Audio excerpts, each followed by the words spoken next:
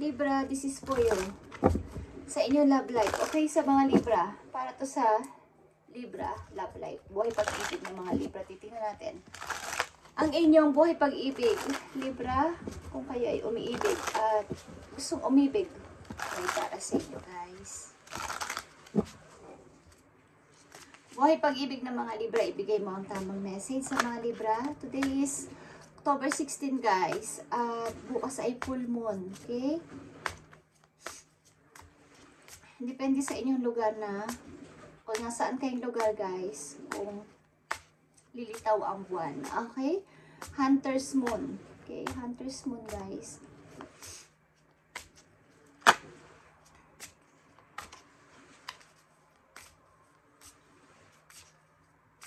Para sa mga Libra, pag-ibig ninyo, guys. Yan natin.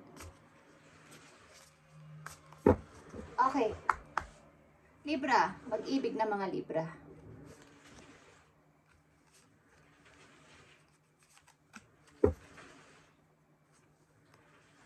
Yeah. Ilan sa inyo ay single? Maaaring nag-i-enjoy sa pagiging single. Ilan sa inyo, Libra? Dito sa reading is single. At nag-i-enjoy. Nag-i-enjoy muna sa pagka-single. But, hindi naman kayo, hindi nyo naman kinuklose ang inyong heart sa pag-ibig. Kung may darating is, okay naman kayo. Yeah. Naka-open naman ang inyong puso sa pag-ibig. Okay, Libra? Tingnan natin. Pag-ibig ng mga Libra. Ano ba ang inyong situation sa inyong pag-ibig? Magito man ay nakalipas na sa kasalukuyan or paparating pa lang. Tingnan natin, guys, ang buhay pag-ibig nyo. Okay, Libra. Kumusta na kayo, guys? Sana kayo ay nasa mabuti at maaaring marami kayong manliligaw. Ang mga Libra ay maraming manliligaw maybe, but mahirap. Parang nahirapan kayong entertainin sila sapagkat hindi nyo alam kung sino ang totoong tao dito. Ibig sabihin, totoong nagmagmamahal sa inyo habang buhay. Okay? Tingnan natin, Libra. Let go of the need to control. Allow the situation to unfold naturally. Okay? Ilan sa inyo ay maaaring tinapos ang isang relation, okay, sa inyong pag-ibig. Umalis kayo ng kusa. Parang ayaw nyo nang i-control kayo o ayaw nyo nang may control issue sa pag-ibig. Okay, Libra? Yeah. Maring ang pag-ibig na to ay matagal na, but mas pinili ninyo na kayo ay lumayo. Maaring ito ay naka-engage na kayo. Baga engage na kayo dalawa ng person na to, but pinili nyo lumayo dahil dito sa control issue. Okay? Malapit na siguro kayong ikasal, but nakapag-isip-isip kayo na kailangan nyo munang i-let go ang tao na to. Kailangan nyo nang i-let go ang tao na to. Okay? Libra, pag-ibig ng mga Libra, divine timing is here. Be patient while things are unfolding. This connection is worth the wait. Okay. Nakakonect ito dito sa let go of the need to control. Allow the situation to unfold naturally. Okay. Dito sa kabila ay unfold. Ito ay unfolding sa next. Ang ibig sabihin nito, ito ay pag-ibig na call off muna. Okay? Hindi naman tapos. Hindi nyo pa naman tinapos ng tapos sa tapos. But, maaaring sinabi mo sa tao na to na kailangan nyo muna maybe magkaroon ng distansya para makapag-isip-isip at malaman ang kung talagang tayo is tayo. Divine timing ang makapagsasabi. Okay? Ito once. Okay, guys. So, nagpapatuloy kayo ngayon sa buhay, Libra. Something na nagdidire-diretso kayo para sa inyong pangarap muna. Or mayroon muna kayong kanya-kanyang ginagawa sa buhay, but hindi pa ito tapos. Okay? Libra? And leave your fears behind. Okay? They are stopping this relationship from blossoming. Maaring meron kayong mga takot din kasi na kailangan nyo munang harapin o kailangan nyo munang bigyan ng solution bago kayo magpakasal o lumagay sa isang pagpapamilya na dalawa. Yeah. Two of Cups. Sapagkat mahal mo naman ang person na to o mahal ka din ang person na to. So, nagkaroon lang dito ng call off or something. Distance muna sa inyo dalawa. Okay? So, ang mga Libra nandito sa reading ay nag-distance muna kayo. At kaya na mayroon dito mga offer ng ibang mga person but hindi nyo naman tinatanggap sapagkat maaaring itong relation na to ay hindi pa tapos. Naka-commit pa rin kayo. Kaya lang, binigyan nyo muna siya ng time at time din ang sarili mo. O gusto nyo muna unahin ngayon ang inyong sarili. Pero pa hindi pa kayo totally break ng person na to.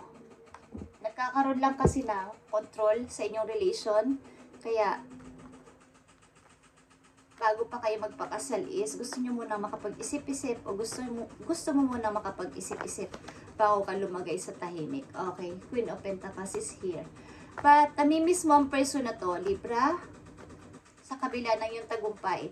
Namimiss mo ang tao na to. Tignan natin, guys, ang let go of the need to control.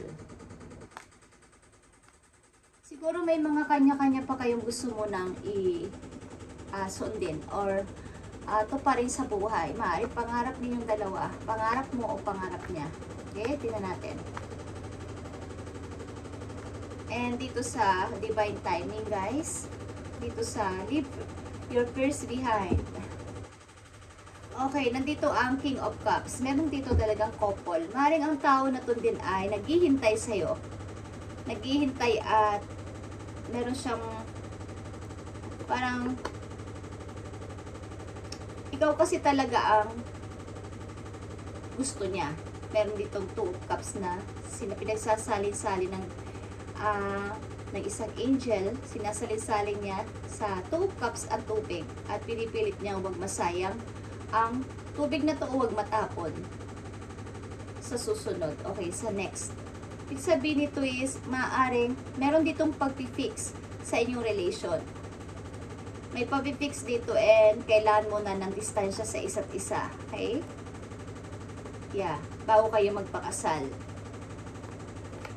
Okay guys. Maaaring dealing ka sa person na yung alam niyo yung nagmamanipulate ng emotion. Okay? Yung hindi ka man sinasakyang physical, hindi ka man sinasaktan physical, but sa emotion is wari kayo ay madalas umiyak dahil sa tao na to. But wala naman siya ginagawa. Wala naman siya pananakit na ginagawa sa inyo. Why? Bakit ako umiiyak? Bakit nasasaktan ako?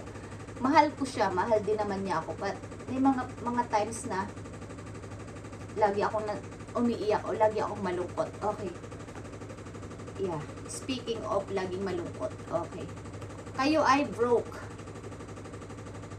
Maaaring na-broke kayo ng isang situation dito sa inyong dalawa na to. Hindi ko alam kung mayroong nangyari na hindi naman sinasadya ay na-commit siya sa isang third party. Okay? Ang person mo, Libra. At kailangan mo na dito ng distansya. At masakit ito para sa'yo. Okay? Masakit ito para sa'yo. Okay. Ace of Swords. So, ito muna ay, kumbaga, kung tayo ay tayo, Ace of Swords, ayaw mo muna siyang, kumbaga, you know the truth. Gumawa ka dito ng decision na alam mong tama. Okay, Libra? Gumawa ka ng decision na alam mong tama at clear na yung mind mo dito. Na kailangan ko muna ng space. Kailangan ko muna ito ng, kung talagang tayo, sa huli tayo. Okay? Okay. The word is here. Mukhang kayo ay nagmo-move on or nag-moving. Okay? Maring kayo ay nasa ibang bansa o nagta-travel. Or meron kayong mga pangarap talaga na sinusunod mo na ngayon sa buhay ninyo. Gusto niyo muna ng bagong mundo o bagong parang wala muna siya sa tabi nyo. Okay? At maaaring maraming sumusuport sa inyo. Hindi man ito family is mga angels ninyo na nakasupport sa inyo mga plano. Okay, Libra? Tingnan natin, guys. Okay, guys. Ang pag-ibig na to ay hindi naman biro-biro para sa inyo. Ito ay isang pag-ibig na sagrado para sa inyo. Kaya lang nagkaroon ng hindi maganda bago kayo lumagay sa isang pagpapakasal ay gusto nyo munang siguraduhin kung nararapat ba ang tao na to o tama ba ang magiging desisyon ko sa buhay na magpakasal na dito sa person na to. Okay? Tingnan natin guys ang message dito para sa mga Libra. At bukas nga pala guys ay full moon. So kung gusto niyo mag-wish sa moon or humingi ng energy galing sa moon is pwede nyo gawin. Okay? Tingnan natin Libra ang mga messages para sa inyo. Okay. Iwasan ninyo mag-overthinking guys. At yung isip ng isip at nakakaroon kayo ng pananakit ng ulo at nawawala ng balanse. Okay? So, iwasan nyo mag-overthinking. Rejoice and celebration. Kumbaga, mga good news papating sa buhay ninyo. Mga invitation. Okay. Yeah.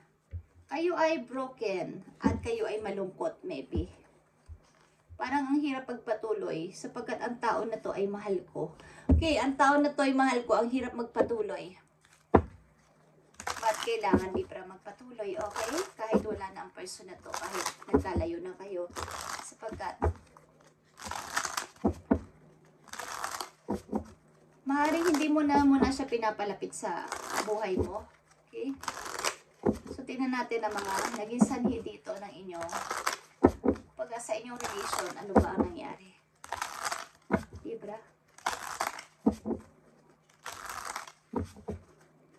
Ano ba nangyari sa mga Libra sa kanilang relation, sa kanilang connection?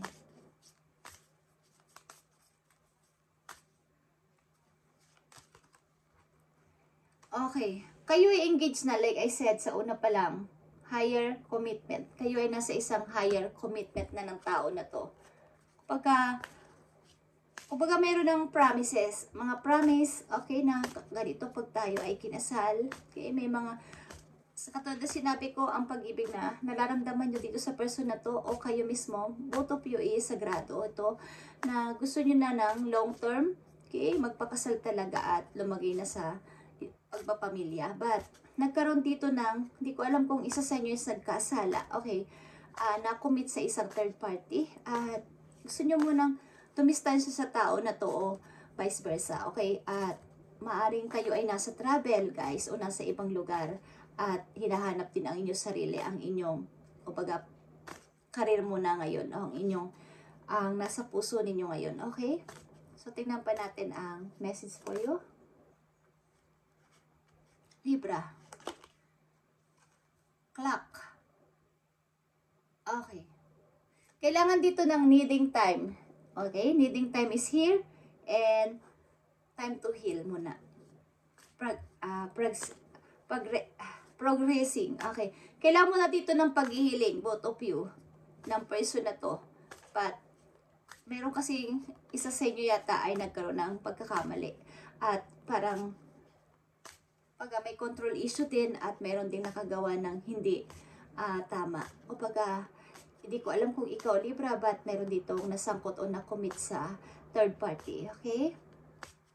Totoo man to o hindi, ang third party sa inyong dalawa is maaring merong pagdududa. Okay?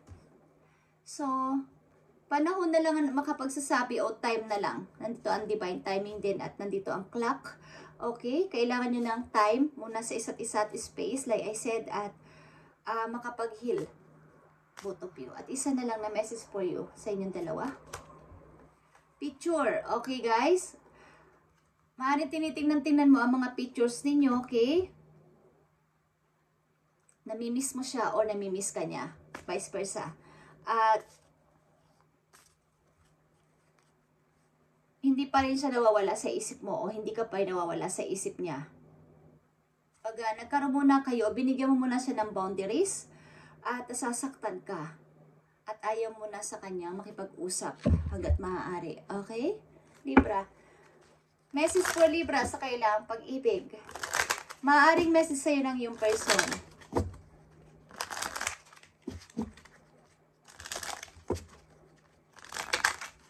Maaaring message sa'yo ng yung person. Tingnan natin ang message sa'yo ng yung person. Bigay mo ang tamang message sa mga Libra galing sa kailang person na ngayon ay hindi na sila magkasama.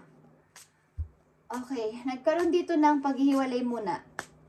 Kung para sa'yo ito ay maybe tinatapos mo na talaga to at lumayo ka na at ayaw mo na muna siyang palapitin sa buhay mo, but sa person na to ay hindi pa to tapos. Okay, Libra? Or vice versa. Tingnan natin. Kayo ay engaged na but nagkahiwalay pa din. Message sa'yo ng yung person, Libra.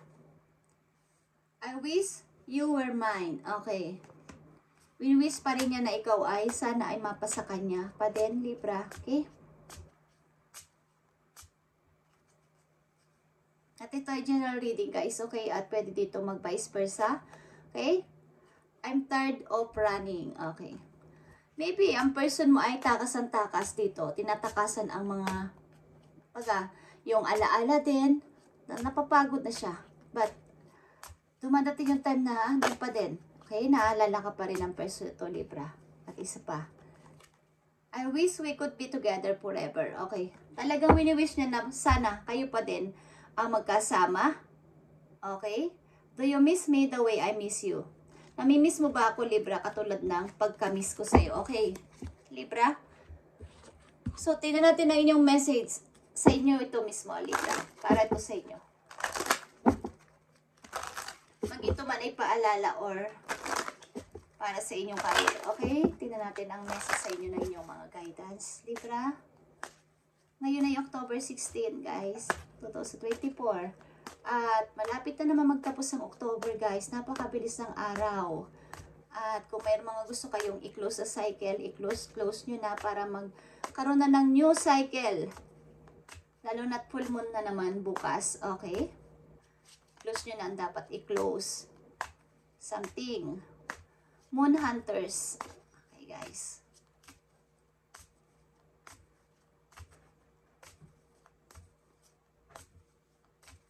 Mystery ang moon, guys. Maraming pwedeng mangyari. Okay? So, mag-ingat din kayo sa inyong mga makakasalamuha. Okay? Something pag full moon, mag-ingat kayo sa inyong mga makakasalamuhang person. Okay? Sa mga ugali ng mga tao, biglaan niyang nagbabago. Okay? Something. Nagkakaroon ng shifting. Kaya mga ugali ng tao. Okay? Sa mga kinakain nyo. Ang iba ay sasakit ang mga kasukasuan nila, okay? Something, mga ulo nyo, sasakit, guys.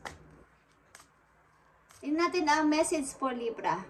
Mag-ito man ay paalala sa inyo o para sa inyong career. I need message for Libra. Sa mga Libra gusto mong, nais mong bigyan ng magandang message dito. Sa Libra nandito sa reading, I need message. Thank you. Thank you, Spirit. Okay, bountiful nature, Libra. Spending time in nature helps shift you to a higher vibration and reminds you of God's infinite abundance. Go outside and enjoy a walk or hike with your pet. Meditate beneath a tree, garden, sit under the stars, or do some other activity to connect with the limitless vastness. Okay, Libra. Hinihikayat dito ng yung mga guides na ikaw ay lumabas-labas at makipag-connect sa nature, Libra. Maaring kayo ay hinihikayat at maaring dealing din kayo sa earth sign, okay, Capricorn, Virgo, Taurus. Kayo ay hinihikayat na makipaglapit sa nature o makipag-connect sapagkat doon nyo marirealize na napakayaman ni Lord sa kanyang daming nilikha. Okay? Dito sa mundo is napakayaman niya. Okay? So, magkakaroon kayo ng inspiration na mas mag-grow pa at mas umunlad pa sa buhay sapagkat nakikita nyo ang napakagandang create ni Lord. Okay? So, katulad ng moon, nagsishift. Okay, magpapalit ang inyong pananaw at mga prinsipyo kapag kayo ay naging kumonek sa nature. Okay?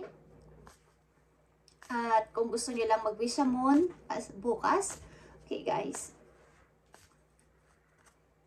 At isa pang message po you para magkaroon kayo ng guide, Libra. Thank you. Face your financial fears. Something kayo ay takot din sa inyong bawa is pagbaba o paglago ng inyong money. Okay. When you are honest with yourself about fears of success or failure, they are no longer control you. Be free of hidden fears by exposing them to the light of awareness, and you'll realize that you and the fact have nothing to fear. Okay. Maaaring kayo ay mayroong mga gustong i-start na kung anong bagay man yan, negosyo man yan o ano is something na kayo ay may kinakatakutan na baka kayo ay hindi magtagumpay. So, huwag kayong matakot guys.